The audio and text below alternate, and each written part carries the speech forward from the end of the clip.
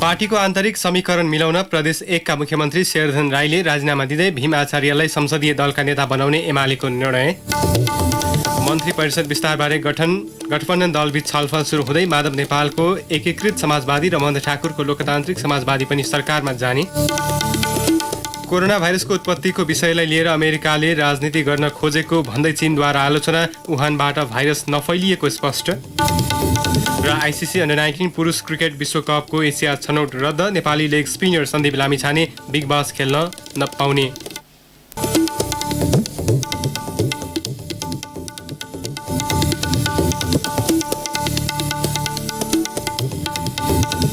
नेकपा एमाले भीम आचार्यलाई प्रदेश 1 को संसदीय दलको नेता बनाएको छ। पार्टी विभाजनपछि आन्तरिक समीकरण मिलाउन तथा प्रदेश सभामा बहुमत जोगाएर सरकार टिकाइ राख्न एमाले आचार्यलाई संसदीय दलको नेतामा चयन गर्दै मुख्यमन्त्री बनाउने तयारी गरेको हो।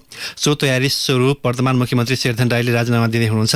राईले अहिले केही बेरमा प्रदेश प्रमुख सोमनाथ प्यासी समक्ष राजीनामा बुझाउने तयारी गर्नुभएको मोरङबाट सहकर्मी देवनारायण शाहले जनाएका छन्। मुख्यमन्त्री परिवर्तनका लागि बिहान प्रदेशसभा संसदीय दलको बैठक बोलाइएको थियो। 24 जना सांसद सहभागी भएको बैठकले आचार्यलाई संसदीय दलको नेता चयन गरेको हो। 92 सदस्यीय प्रदेशसभामा एमालेका 51, कांग्रेसका 21, माओवादी केन्द्रका 15, जनता समाजवादी पार्टीका 3, संघीय लोकतान्त्रिक पार्टी राष्ट्रिय मञ्च र राप्रकाका 1-1 जना प्रदेश सांसद छन्। एमालेका 51 प्रदेश सांसद मध्ये गुलेफुन खातुन कीर्ति कागज मुद्दामा उच्च अदालत विराटनगरले दोषी ठहर गरेपछि फरार छन्। प्रदेशसभामा बहुमत कायम राख्न 46 सांसद संख्याको आवश्यक हुन्छ। माधव नेपाल नेतृत्वको नेकपा एकीकृत समाजवादी र महेन्द्र ठाकुर नेतृत्वको लोकतान्त्रिक समाजवादी पार्टीले दलको मान्यता पाएपछि मन्त्री परिषद विस्तारको तयारी भएको छ। माधव नेपाल पक्षलाई कुरेका सत्ता गठबन्धनले आजदेखि मन्त्री परिषद विस्तारको छलफल गर्न लागेका हुन्। सत्ता नेतृत्वकर्ता कांग्रेससँगै माओवादी केन्द्र, जनता समाजवादी पार्टी, एकीकृत समाजवादी पार्टी र लोकतान्त्रिक समाजवादी पार्टीबीच मन्त्रालय भागबण्डा हुनेछ। गठबन्धनमा रहेको अर्को दल राष्ट्रिय जनमोर्चाले भने गठबन्धन सरकारमा सहभागी नहुने निर्णय यसअघि नै गरेको छ। कुल दलको कति मन्त्रालय पाउने भन्ने बारेमा टुङ्गो लागिसकेको छैन। माधव नेपाल र महेन्द्र ठाकुरको दलले मान्यता पाएपछि अब मन्त्रालय बाँडफाँड भागबण्डाबारे छलफल सुरु हुने जसपाका नेता राजेन्द्र श्रेष्ठले जानकारी दिनुभयो। प्रतिनिधि सभामा अहिले कांग्रेसको 63, माओवादी केन्द्रको 49, एकीकृत समाजवादी पार्टीको 23, जसपाको 20, लोकतान्त्रिक समाजवादीको 14 र राष्ट्रिय जनमोर्चाको 1 सिट छ। संसदमा प्रतिनिधित्वको आधारमा मन्त्रीमण्डल विस्तार गरिने नेता श्रेष्ठको भनाइ छ। नेपाली कांग्रेस नेतृत्वमा सरकार गठन भएको 1.5 महिना हुन लाग्दा समेत मन्त्री परिषदले पूर्णता पाउन नसकेको भन्दै आलोचना भइरहेको छ।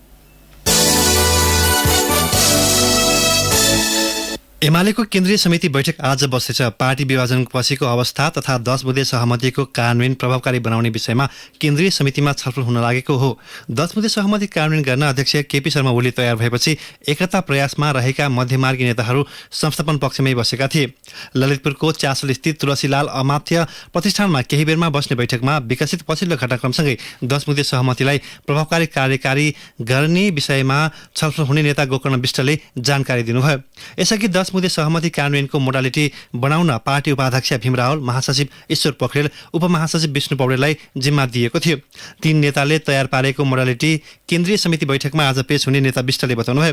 10 बुँदे सहमति कार्यान्वयनको मोडालिटीमा पार्टीलाई माओवादी केन्द्रसँग एकता हुनुपूर्वको अवस्थाबाट सक्रिय बनाउनेदेखि फागुन 28 यता भएका निर्णयहरू खारेजको प्रक्रियासम्मका विषयहरू समावेश गरिएका छन्। सत्तारूढ गठबन्धनका जनता समाजवादी पार्टी जसपाका उपेन्द्र यादवले दल विभाजन सम्बन्धी अध्ययन सरकारले तुरन्तै फिर्ता वा खारेज गर्नुपर्ने बताउनु भएको छ। विराटनगरमा सञ्चारकर्मीसँग कुरा गर्दै अध्यक्ष यादवले संसदको अधिवेशन अन्त्य गरेर अध्यादेश ल्याउनु गलत भएको बताउनुभयो। संसद बन्द गरेर अध्यादेश ल्याउने प्रवृत्ति अन्त्य गर्नुपर्ने भन्दै सत्ता गठबन्धनका शीर्ष नेता जसपा अध्यक्ष यादवले सरकारको कदमको आलोचना गर्नुभयो। महेन्द्र ठाकुर नेतृत्वको लोकतान्त्रिक समाजवादी पार्टीको कार्यकारिणी समितिको बैठक आज बस्दैछ। निर्वाचन आयोगबाट हिजो मात्रै दलको मान्यता पाएको लोकतान्त्रिक समाजवादी पार्टीले आगामी रणनीति तय गर्न कार्यकारिणी समितिको बैठक बोलाएको हो। अपराह्न 1 बजे बस्ने बैठकमा पार्टीको आगामी रणनीति, संगठन विस्तार, मन्त्री परिषदमा सहभागिता लगायतका विषयमा छलफल हुने नेता केशव झाले जानकारी दिनुभयो। मन्त्री परिषदमा सहभागिताबारे गठबन्धन दलबाट औपचारिक प्रस्ताव नआएको सो पार्टीले जनाएको छ। यद्यपि प्रस्ताव आए सरकारमा सामेल हुने नेता झाले बताउनुभयो। प्रतिनिधि सभामा लोकतान्त्रिक समाजवादी पार्टीका 13 सांसद छन् भने केन्द्रीय कार्यकारिणी समितिमा 16 केन्द्रीय सदस्य छन्। क्रियाशील सदस्यताको सूची सार्वजनिक गर्न माग गर्दै नेपाली काङ्ग्रेस वरिष्ठ नेता रामचन्द्र पौडेल पक्षीय जिल्ला सभापतिहरूले आज दोस्रो दिन पनि रिले अनसन जारी राखेका छन्। हिजोदेखि जिल्ला सभापतिहरूले ललितपुरको सानेपास्थित पार्टी कार्यालयमा धरना सुरु गरेका हुन्। तल्लो तहको अधिवेशन गराउने मुख्य जिम्मेवारीमा रहेका जिल्ला सभापतिहरू नै अनसनमा उत्रिएपछि संस्थापन पक्षले भने महाधिवेशन प्रभावित पार्न बहानाबाजी भइरहेको आरोप लगाएका छन्। तर निर्धारित समयमा भदौ 19 गते नै वडा तहको अधिवेशन गर्ने गरी तयारी भइरहेको नेता मिन विश्वकर्माले जानकारी दिनुभयो। सबैको सहमतिमा नै क्रियाशील सदस्यता विवादको सैद्धान्तिक निरूपण गरेर बुझाएको प्रतिवेदनलाई लिएर पुनः विवाद गर्नु बदनियतपूर्ण भएको विश्वकर्माको भनाइ छ। यसअघि प्रतिवेदनमा सहमति जनाएका वरिष्ठ नेता पौडेलले आफ्नै समूहका जिल्ला सभापतिहरूको दबावमा अनसनमा ऐक्यबद्धता जनाउन हिजो पार्टी कार्यालय पुग्नु भएको थियो।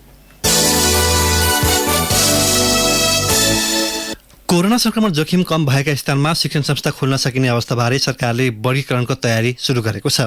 संक्रमण जोखिम शून्य भएको स्थानमा शैक्षिक संस्था खोल्न सकिने कोभिड-19 संकट व्यवस्थापन केन्द्र सीसीएमसीको सिफारिस बमोजिम शिक्षा विज्ञान तथा प्रविधि मन्त्रालयले सो पहल थालेको हो।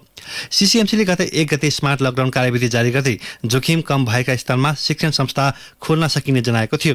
सोही कार्यविधिका आधारमा स्थानीय तहसँग शैक्षिक संस्थाको वर्गीकरण सुरु गरिएको शिक्षा मन्त्रालयका सचिव रामप्रसाद थपलियाले बताउनुभयो।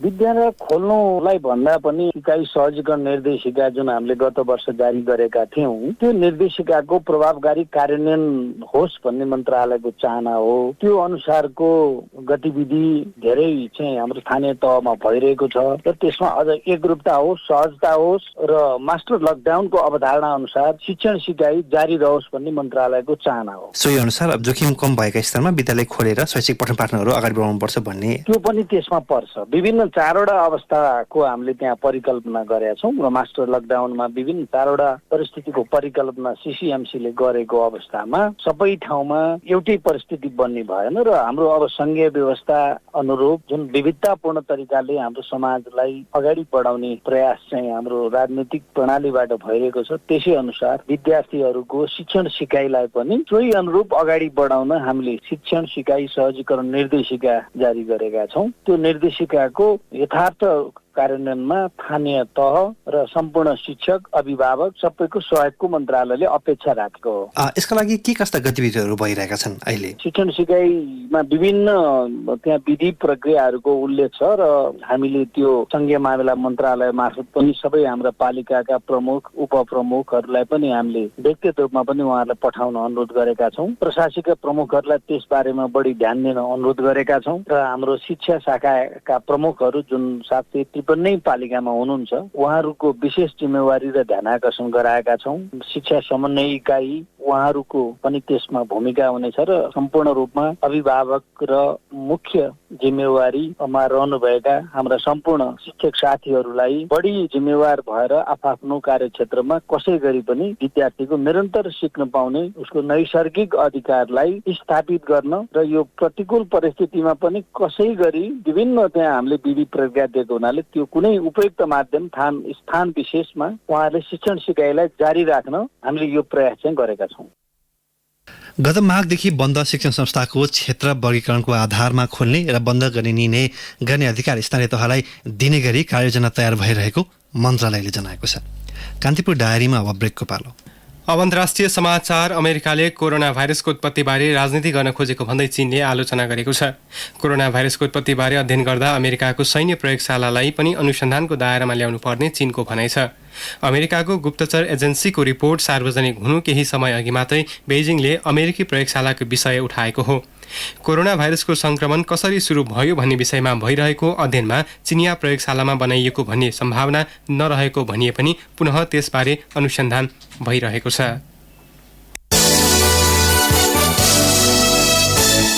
भेनेजुलाको मेरिडा राज्यमा बाढीमा परि 20 जनाको मृत्यु भएको छ। बाढीसँगै पहिरो समेत खसेको अल जजिराले उल्लेख गरेको छ। बाढीका कारण 1200 वटा घर पूर्ण रूपमा क्षति पुगेको छ। 17 जना हराइरहेका छन्। उनीहरूको खोजी कार्य भइरहेको स्थानीय अधिकारीले जनाएका छन्। बाढीका कारण 87 वटा नगरपालिकाका सडक सञ्जाल प्रभावित भएको छ, जसको पुनर्निर्माणका लागि सरकारसँग स्रोतको कमी रहेको अल जजिराले उल्लेख गरेको छ। चरम आर्थिक सङ्कटको सामना गरिरहेको भेनेजुलाको बाढी प्रभावित क्षेत्रका 54,543 मानिसको बसोबास रहेको क्षेत्रसँग सडक सम्पर्क टुटेको हो। बाढी र पहिरो प्रभावित राज्यमा सङ्कटकाल लगाइएको छ। अब खेल समाचार। आइसिसी अन्डर-19 पुरुष क्रिकेट विश्वकपको एसिया छनौट रद्द भएको छ। अन्तर्राष्ट्रिय क्रिकेट परिषद आइसिसीले छनौट रद्द भएको जनाएको छ। आइसिसीले कोरोना महामारीको कारण एसिया छनौट रद्द गरिएको जनाएको छ। एसिया छनौट रद्द भएसँगै एसियाबाट युएई विश्वकपका लागि छनौट भएको छ। छनौट रद्द भएसँगै नेपालले अन्डर-19 विश्वकप खेल्ने सपना सकिएको छ। यस्तै आइसिसीले अमेरिका र इस्ट एसिया पेसिफिकको छनौट समेत रद्द भएको जनाएको छ। अमेरिका क्षेत्रबाट क्यानाडा र इस्ट एसियाबाट पपुवा न्युगिनी विश्वकप छनौटका लागि छनौट भएका छन्। युरोप र अफ्रिका क्षेत्रको छनौट भने आयोजना हुनेछ।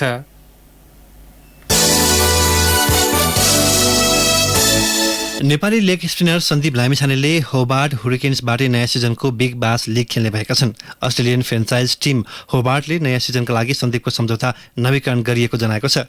होबार्टले नयाँ सिजनका लागि पहिलो अन्तर्राष्ट्रिय खेलाडीको रूपमा सन्दीपलाई टिममा अनुबन्ध गरेको हो। सन्दीपले अघिल्लो सिजन होबार्टबाटै खेलेका थिए। सन्दीपले गत सिजन होबार्टका लागि 8 खेल हुँदै 8 विकेट लिएका थिए। त्यसअघि सन्दीपले मेलबोर्न स्टार्सबाट बिग बास खेलेका थिए।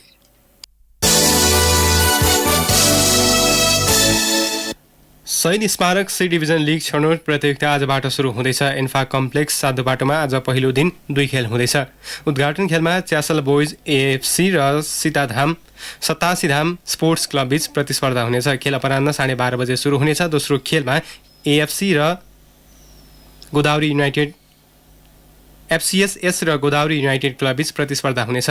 खेल 3:30 बजे सुरु हुनेछ। छनौट प्रतियोगितामा 78 क्लबले प्रतिस्पर्धा गर्नेछन्। सी डिभिजन छनौटबाट 3 वटा टिम सी डिभिजनमा बढुवा हुनेछ। अवस्था यिनै प्रसङ्गसँगै कान्तिपुर डायरीको यो बुलेटिन अहिलेलाई यहीँ सकिन्छ। रमेश र सुरज बिदा हुन्छौँ। नमस्कार।